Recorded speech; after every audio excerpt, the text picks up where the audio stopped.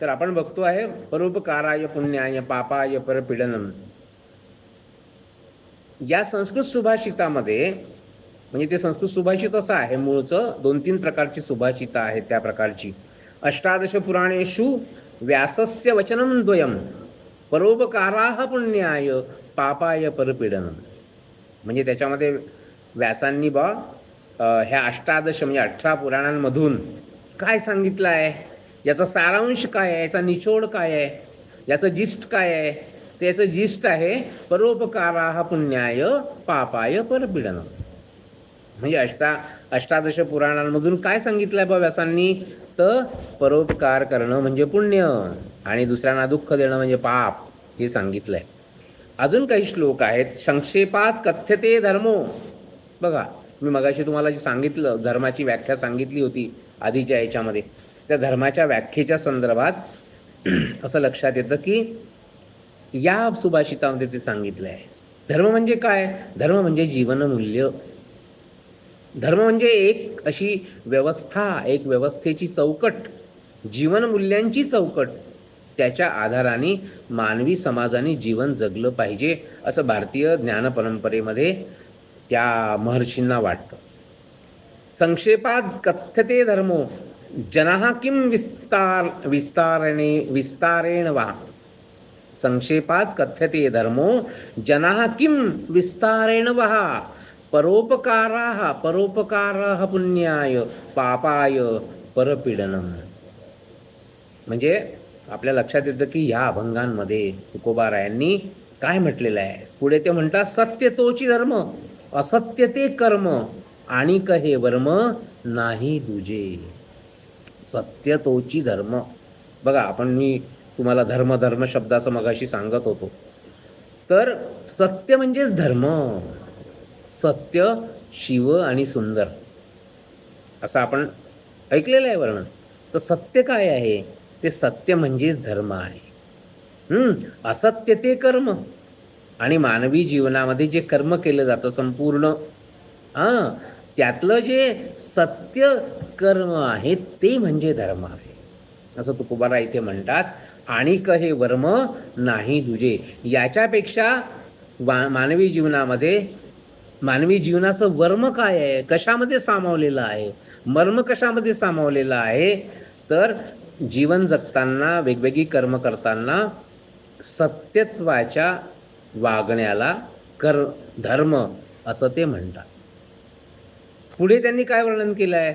खरं तर हा जो अभंग आहे परोपकाराय पुण्याय, याला समांतर अशा प्रकारचे अभंग, आपल्याला अशा प्रकारचे विचार म्हणू आपण, अशा प्रकारची, हे काय आहे की एका विशिष्ट विचारधारेमध्ये आणि आपलं जीवन यापन करणारे लोक जे असतात ते पुष्कळदा अशा प्रकारची साम्यस्थळं त्यांच्या साहित्यामध्ये आपल्याला दिसतात. नरसिंह मेहतांचं प्रसिद्ध भजन आपल्या सगळ्यांना माहिती आहे की जे गांधीजींचं आवडतं भजन मानलं जातं की वैष्णव जनतो तेणे कहिये जे पीढ पराई जाणे रे.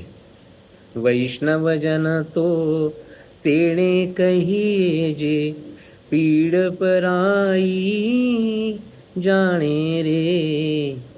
पर दुःखे उपकार करे तोहे मन अभिमान न माने रे.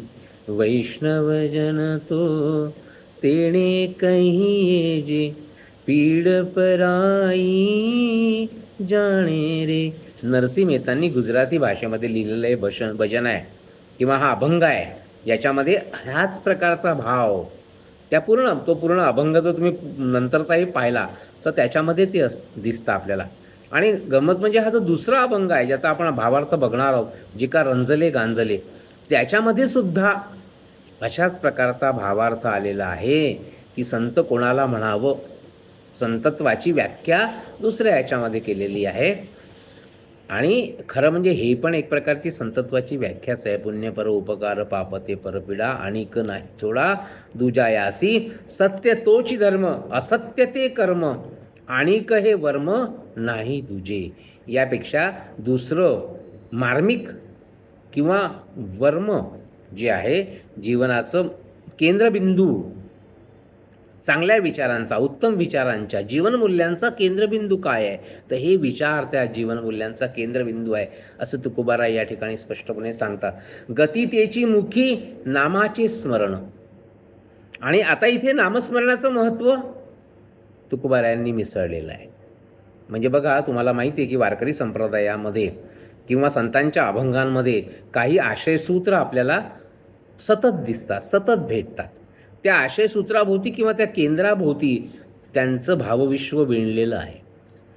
संतांचं भावविश्व एक पांडुरंग विठ्ठल आहे, त्याच्या भक्तीभोवती असतं ते भावविश्व.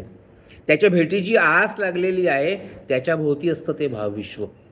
त्याचं जे सगुण निर्गुण रूपाचं वर्णन आहे, त्याच्या भोवती ते भावविश्व असतं. नामस्मरण जे आहे त्याचं विठ्ठल विठ्ठल विठ्ठल विठ्ठल किंवा जय जय रामकृष्ण हरी, याच्या भोवती भावविश्व म्हणलेलं असतं. आणि म्हणून आपल्याला असं लक्षात येतं की नामस्मरणाचं महत्त्व आपल्याला माहिती आहे की संत ज्ञानदेव महाराजांनी हरिपाठामध्ये कशा पद्धतीने सांगितलंय.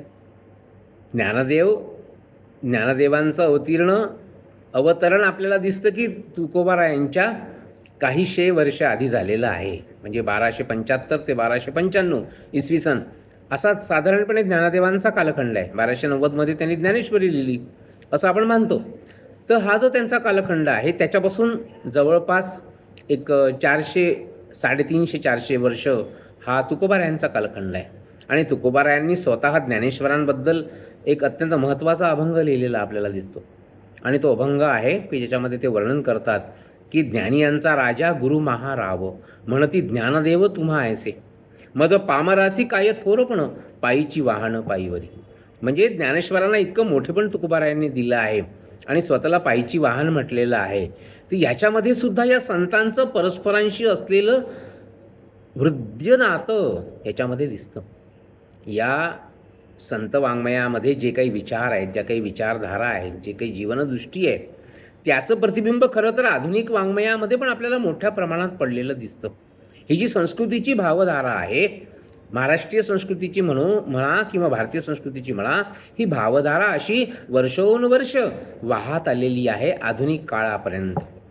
म्हणून मर्ढेकरांसारखा नवकवी आपल्या स्वतःकडे कमीपणा घेताना काय म्हणतो, कुठे ज्ञानेश्वर श्रेष्ठ, कुठे तुकाराम पवित्र, कुठे समर्थ धीरोदात्त संत सर्व.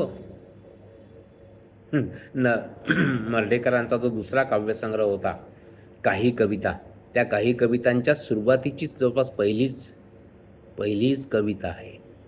कुठे ज्ञानेश्वर श्रेष्ठ, कुठे तुकाराम पवित्र, कुठे समर्थ धीरोदात्त संत सर्व. आणि त्यांच्याशी आपली तुलना करताना नवकाव्याचे जनक, आधुनिक विचारांचे जनक काव्यामधल्या आणि अत्यंत आधुनिक अशा प्रकारची जीवनसरणी यांची होती, ते बाळ सीताराम मर्ढेकर म्हणतात, कुठे तुकाराम, कुठे ज्ञानेश्वर श्रेष्ठ, कुठे तुकाराम पवित्र, कुठे समर्थ धीरोदात्त संत सर्व. संत शब्दांचे नायक, संत अर्थाचे धुरंधर, एक शब्दांचा किंकर डफर. मी स्वतःला काय म्हणतात, किंकर आणि डफर म्हणतात. सामान्यत्व आपल्याकडे घेतात. तुकोबारायांनी ज्ञानेश्वरांचं मोठेपण वर्णन करताना अशाच प्रकारचं एक शब्द आणि ती शब्दावली वापरलेली आपल्याला दिसते. तर तुकोबारायांच्या याच्यामध्ये सांगत होतो मी की नामस्मरणाचं महत्त्व, प्रत्येक संत नामस्मरणाचं महत्त्व वर्णन करतो, विठ्ठलाच्या नामस्मरणाचं.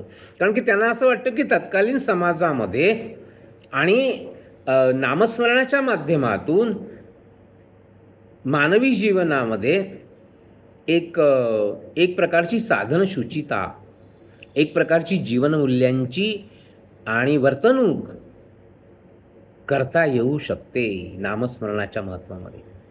आणि त्या ईश्वरभक्तीकडे त्यांनी नेलेलं आपल्याला दिसतं.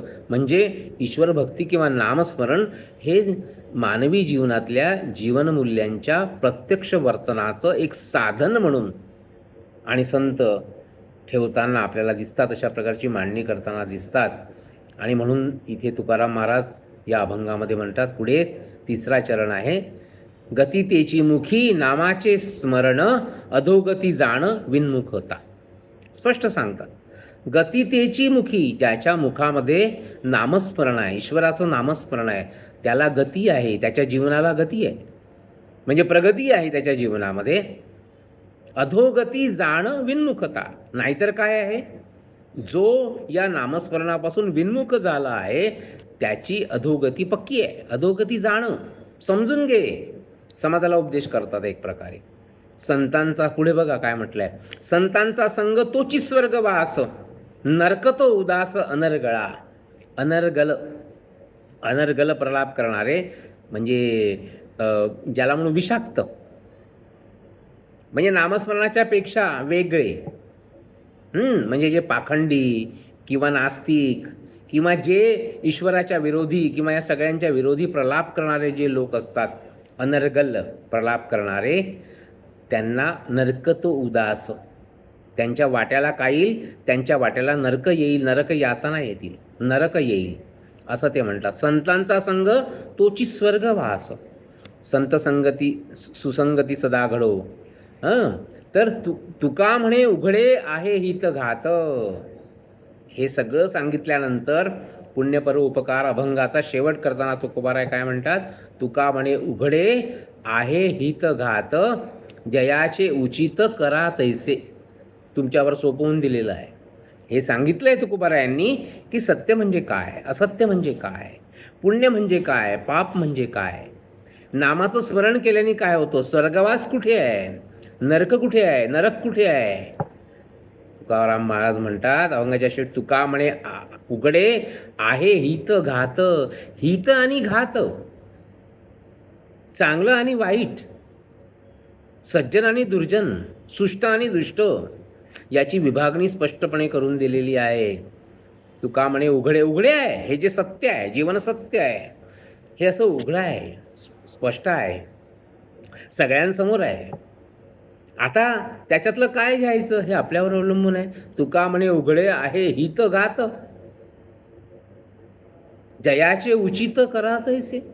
जयाचे उचित करा तैसे, जे योग्य आहे, उचित म्हणजे योग्य, जे उचित आहे ते करा, तसं करा, असं तुकोबाराय या अभंगामध्ये म्हणतात. म्हणजे एक प्रकारे आपल्याला असं दिसतं की एक प्रकारे भारतीय परंपरेमध्ये, ज्ञान परंपरेमध्ये जी काही जीवनमूल्य आणि म्हणून मांडलेली आहेत समाजाची धारणा करण्यासाठी, त्या जीवनमूल्यांचं मूर्तरूप, शब्दरूप म्हणजे हा अभंग आहे. दुसरा अभंग तशाच प्रकारचा आहे. तुकारामांनी या दुसऱ्या अभंगामध्येही अशाच प्रकारचं वर्णन केलं आहे. दुसरा अभंग वाचू आपण आता.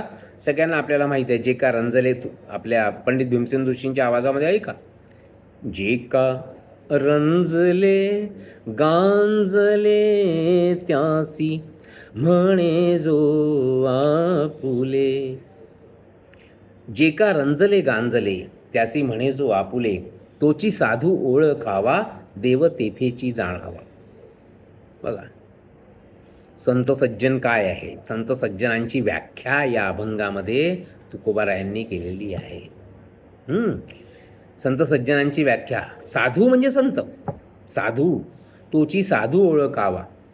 साधू म्हणजे, साधू या शब्दाचा मूळ अर्थ काय आहे, साधू या शब्दाचा मूळ अर्थ आहे की त्याचं अंतःकरण निर्मळ आहे, जो स्वच्छ आहे, जो प्रामाणिक आहे, प्रामाणिक आहे, किंवा त्यांनी एक प्रकारची संपूर्णपणे विरक्ती आणि प्राप्त केली आहे आणि जगाच्या कल्याणा, संतांच्या विभूती अशा पातळीवर तो आलेला आहे, तो साधू आहे. तर ही साधुत्वाची, ही संतत्वाची व्याख्या तुकोबाराय या अभंगातून करतात. जे का रंजले गांजले त्यासी म्हणे जो आपुले, तोची साधू ओळखावा देव तेथेची जाणावा. साधुत्व आणि देवत्व त्याच्या ठिकाणी आहे. मृदू सबाह्य नवनीत, पुढचा अभंगाचा चरण बघा, मृदू सबाह्य नवनीत तैसे सज्जनांचे चित्त. या सज्जन शक्तीचं किंवा या ईश्वरनिष्ठांच्या मांदियाळीतल्या या संतांचं मन कसं आहे. मृदू सबाह्य नवनीत तैसे सज्जनांचे चित्त, ज्यासी आपंगिता नाही त्यासी धरी जो हृदयी. दया करणे जे पुत्रासी तेची दासा आणि दासी. तुका म्हणे सांगू किती त्याची भगवंताच्या मूर्ती. सेवेमध्ये ईश्वर आहे, हे जे तत्त्व आहे, आपल्याला काही लोक सांगतात की हे आपल्याला पाश्चात्य आणि याच्यातून मिळालेलं तत्त्व आहे सेवेचं, सेवेमध्ये ईश्वर बघण्याचं. असं नाही आहे. सेवेमध्ये परोपकारामध्ये ईश्वरत्व बघण्याचं तत्त्व हे भारतीय संस्कृतीमध्ये आणि वेदोपनिषदांच्या जीवनमूल्यांच्या प्रवाहामध्ये चालत आलेलं दिसतं. तेच आपल्याला बुद्धाच्या पंचशिलामध्ये दिसतं, जैनांच्या पंचमहाव्रतामध्ये दिसतं की दुसऱ्यांवर उपकार करणं म्हणजे देवत्व. म्हणून ते विवेकानंदांचं एक प्रसिद्ध वाक्य आहे ना, मैं उस प्रभु का सेवक हूँ जिसे अज्ञानी लोग मनुष्य कहते हैं. मैं उस प्रभु का सेवक हूँ जिसे अज्ञानी लोग मनुष्य कहते हैं, विवेकानंद म्हणतात. याचा अर्थ काय? समाजाची सेवा करणं म्हणजे धर्म, समाजाची सेवा करणं म्हणजे ईश्वराची सेवा. बघा, जनता जनार्दनाची सेवा म्हणून ईश्वराची सेवा. म्हणून लोकमान्य टिळकांसारख्या विद्वानांनी, महापुरुषांनी, भारतीय स्वातंत्र्य संग्रामाच्या जनकांनी भगवद्गीता रहस्य या ग्रंथाची अर्पणपत्रिका जनता जनार्दनाला अर्पण केलेली आहे. तर हा जो विचार आहे त्याचा भाव काय आहे? जे का रंजले गांजले, स्पष्ट सोपा आहे. तुकारामांच्या भाषेचं वैशिष्ट्य हे आहे की ती साधी, सोपी, सरळ अशा प्रकारची थेट हृदयाला भिडणारी भाषा आहे. त्याच्यामध्ये वेगळा काही अर्थ करायचा कष्ट आपल्याला पडत नाही. काही शब्द जे आहे ते काळानुरूप आजच्या भाषेमध्ये विद्यमान नसतात. तुकोबांची भाषा 1600, आता आपण 21व्या शतकात आहोत, म्हणजे 400-500 वर्षांचा काळ उलटून गेला आहे. त्या 400-500 वर्षांच्या काळामध्ये जे काही पाणी वाहून गेलं आहे पुलाखालून, आणि त्या काळात वाहून गेलेल्या आणि सगळ्या या काळामुळे बरेचदा आपल्याला ती भाषा जी आहे, पण तुकारामांच्या भाषेमध्ये आपल्याला आजच्या प्रमाण भाषेची मुळं पण दिसतात. जे का रंजले गांजले त्यासी म्हणे जो आपुले, आपण असंच बोलतो आताही. जे का रंजले गांजले त्यासी म्हणे जो आपुले. रंजले आणि गांजले जे आहेत, दलित साहित्याचा आपण जेव्हा अभ्यास करतो तेव्हा आपल्याला दिसतं, जे का रंजले गांजले आहेत त्यांना आपलं म्हणणारा जो मनुष्य आहे, जे का रंजले आणि गांजले, म्हणजे कष्टी आहेत, वेगवेगळ्या संकटांनी ग्रस्त आहेत, वेगवेगळ्या प्रकारच्या संकटांनी ग्रस्त आहेत, वेगवेगळ्या प्रकारच्या पिढ्यांनी ग्रस्त आहेत. ते जे लोक आहेत, जे का रंजले गांजले त्यासी म्हणे जो आपुले, त्यांना जो आपलं मानतो तोची साधू ओळखावा. ओळखा, तुम्हाला सांगतात आहे. कसं ओळखायचं? साधुत्वाचं लक्षण काय आहे? तो रंजल्या गांजल्यांना आपलं म्हणणारा, म्हणजे पोटाशी धरणारा, पुढे वर्णन केलं आहे, आपल्या जवळ बाळगणारा, आणि देव तेथेची जाणावा आणि तिथेच देव पाहावा. बघा, मी जे मगाशी सांगितलं वर्णन तुम्हाला, की आपल्या परंपरेमध्ये जनता जनार्दनाच्या सेवेमध्ये देवत्वाचा विचार आपल्याला इथे तुकोबांच्या अभंगांमध्ये दिसतो. तोची साधू ओळखावा, देव तेथेची जाणावा. समजून घ्या, जाणून घ्या, लक्षात घ्या की तिथेच देव आहे. मृदू सबाह्य नवनीत.